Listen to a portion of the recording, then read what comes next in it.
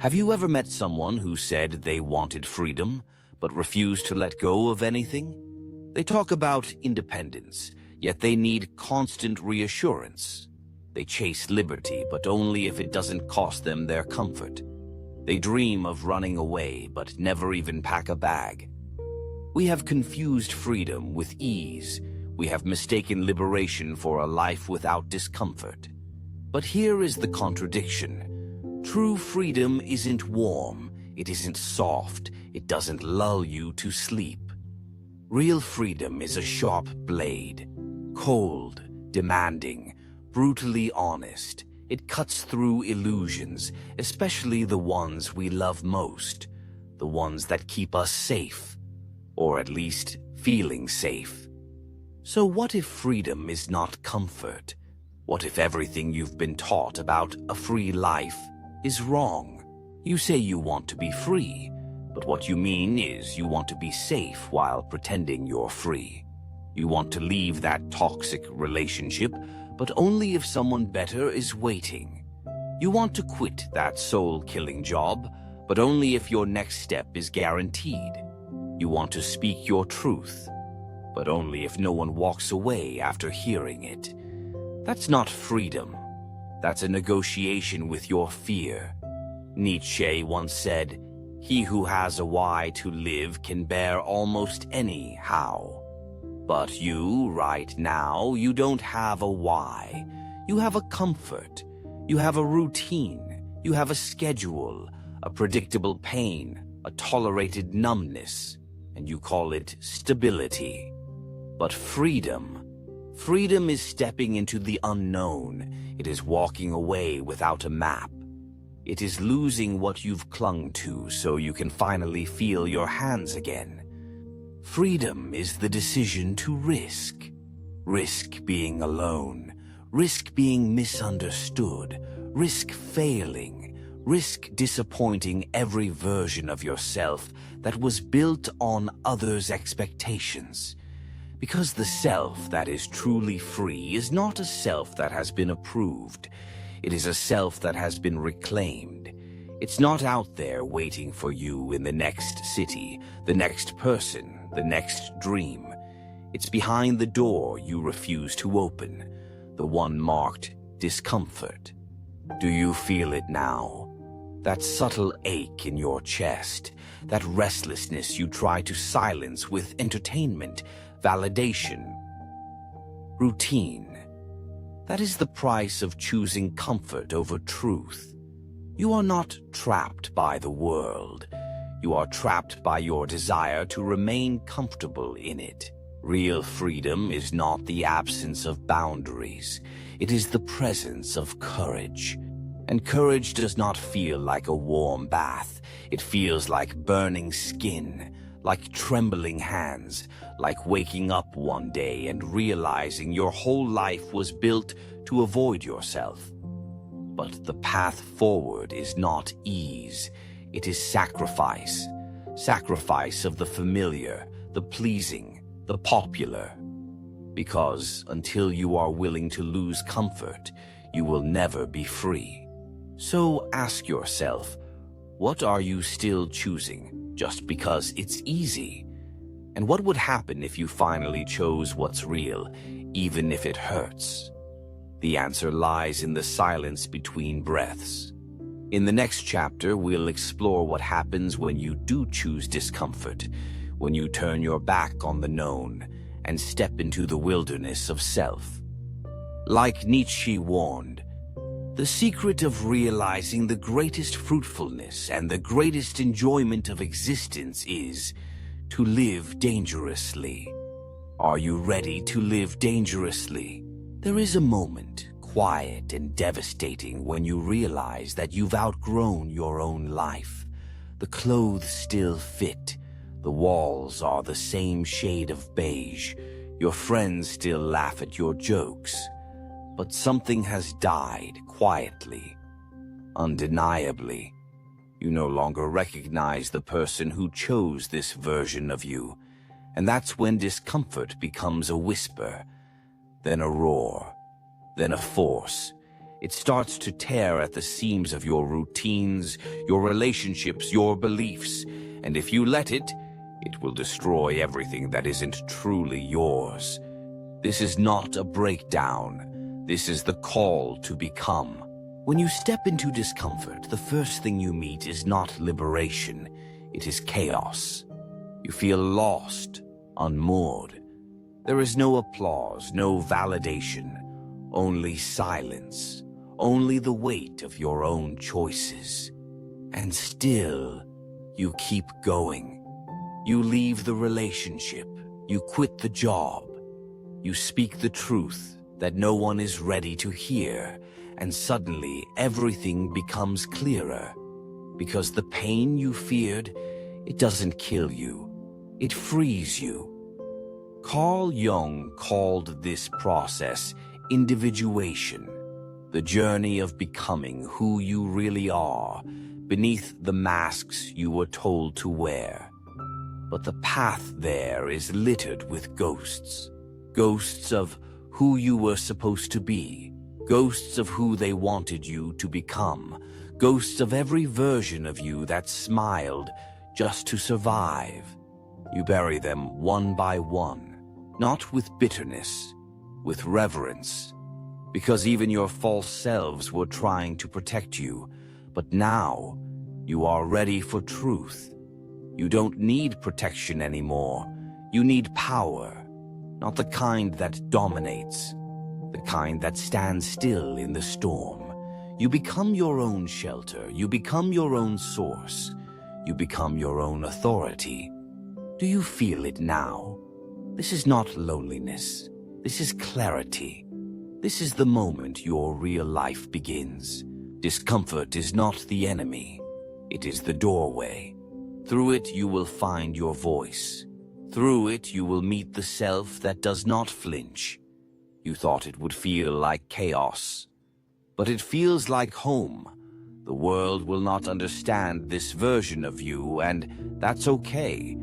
Because for the first time, you understand yourself. In the next chapter, we'll ask, if freedom begins with discomfort, then how do we sustain it? Because stepping into truth is just the beginning. Remaining in it, that is where the real work begins. As Nietzsche wrote, one must still have chaos in oneself to be able to give birth to a dancing star. Are you ready to hold your chaos and still shine? At first, the silence is liberating. No more pretending, no more noise, no more smiling when you want to scream. But then it turns. The silence becomes heavy, empty, like walking through a house after everyone has left, like deleting everything from your phone and realizing there's no one you truly want to text. You thought freedom would feel like flight, but it often feels like falling. So now the real question begins. How do you stay here? How do you live in truth without running back to the comfort you once burned? Sustaining freedom requires discipline, not the kind the world teaches you, not productivity, not time management, but emotional discipline. The courage to stay honest with yourself when no one is watching. The patience to feel pain without immediately numbing it. The maturity to sit in solitude without turning it into isolation. Because the ego doesn't give up quietly. It whispers, go back, be liked again, be safe again, be known. But you are not here to be known by others. You are here to know yourself. Every day you choose truth over comfort, you shed another layer of conditioning, of projection, of fantasy.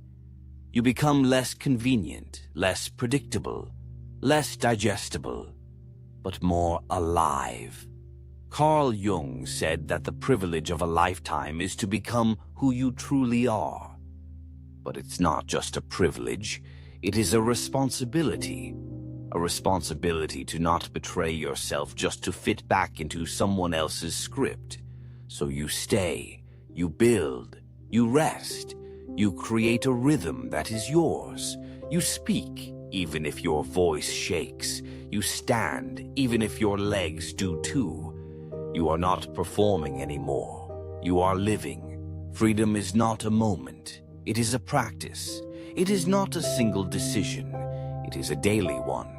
It's the way you breathe through discomfort, the way you choose presence over patterns, the way you return to yourself again and again and again. You will be tempted to turn back, but don't. Because each time you stay, each time you endure, each time you honor your truth, you become unshakable. In the next chapter, we'll explore what threatens this freedom, not from outside, but from within. Because the final battle is not the world. It is the part of you that still wants to be small.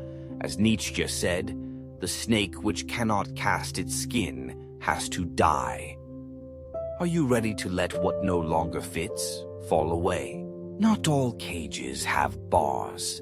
Some are invisible. Some wear your name. Some speak in your voice. Just when you thought you've broken free, something pulls you back. Quietly, gently, almost lovingly. A whisper from within. Don't go too far. Don't change too much. Don't lose who we were. It's not the world that keeps you small now. It's the echo of who you used to be. So here comes the hardest part of all, to face the voice inside that is terrified of your becoming. The real threat to freedom is not rejection, not failure, not loneliness. It's attachment to your old identity, to the familiar narrative, to the version of you that people liked, needed, praised. The persona. Jung called it the social mask we wear to function. It's not inherently bad. It helped you survive. But the danger lies in mistaking it for who you are, and the moment you try to leave it behind, it resists. It reminds you of how well it worked, how many people admired it, how safe it made you. It says, why would you kill what kept you alive? Because now, it's killing what you're becoming. Individuation is not just about self-discovery. It's about self-confrontation. It's about naming the parts of you that still crave approval, still avoid pain, still reach for patterns even when they burn. And it's about doing so with tenderness, because you cannot heal what you hate. You cannot transcend what you're still running from. So you turn inward. You listen to your own resistance. You hear the fear beneath the fear. What if I'm alone forever? What if I'm wrong? What if no one sees me? And you do the one thing your ego never prepared for. You stay. You stay with the doubt. You stay with the ache. You stay until the mask falls on its own. You stop fighting to be seen. You start learning to see. Freedom is not becoming someone new. It is unbecoming everything that is not you. And sometimes, that means mourning the life you built just to be loved. The war is not out there. It never was. It is the inner conflict between the self that wants to fly and the self that still clings to the cage. But now you know, the bars were made of your own beliefs, and beliefs can be broken. So sit with yourself, not as an enemy, but as a witness. Witness the fear, witness the grief, witness the shedding, and then witness the silence that follows. That silence is you. In the next chapter, we go even deeper into the territory beyond masks, beyond identity, the place where you stop seeking and finally start being. As Nietzsche asked, what does your conscience say? You shall become the person you are. Are you ready to become? You no longer need to prove who you are. Not to them, not to your past, not even to yourself. There's a stillness in you now. Not the stillness of fear, the stillness of presence, of being. You are not chasing freedom anymore. You have become it. But what now? What happens when the masks are gone, the illusions fade, and all that remains is you? This is the part no one prepares you for. The after. Not the escape, not the tearing down, but the rebuilding, the creation, the quiet, sacred, terrifying act of living from truth. No more performance, no more borrowed dreams, no more fitting into shapes that shrink you. Now you begin to ask, what do I want? What does my life look like when I stop editing it for others? And the answers don't come loud. They come gently, in mourning silence, in the ache of honesty, in the joy that no longer needs an audience. Freedom, real freedom, is not wild abandon. It is conscious alignment. It is choosing a path that no one claps for, but your soul does. It is building slow, living deep, speaking less but meaning more. You find yourself drawn to different things now. Not attention, but authenticity. Not speed, but depth. Not noise, but meaning. You forgive differently. You love differently. You even fail differently because now you fall forward, not back. And above all, you protect your peace because you bled too long to earn it. This is no longer about breaking free. This is about staying free, staying honest, staying rooted, staying whole. There is no final destination, no perfect version, no eternal state of freedom. There is only this moment and your presence in it. So breathe, speak less, feel more. Let your days be your answer. Let your silence speak louder than your past ever could. You are not what you survived. You are not who you had to be. You are not the comfort you used to crave. You are what you chose to become when no one was watching. As Nietzsche said, and those who were seen dancing were thought to be insane by those who could not hear the music. But you hear it now, don't you? The music of your becoming, the rhythm of your truth, the pulse of your freedom.